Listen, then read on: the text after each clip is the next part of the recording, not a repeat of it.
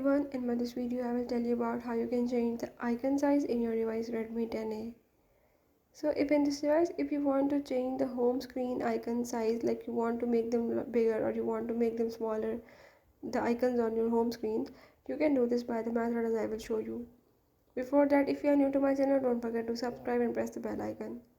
Now follow the steps and watch complete video and you will learn how you can change the app's icon sizes in your device. Let's watch the video.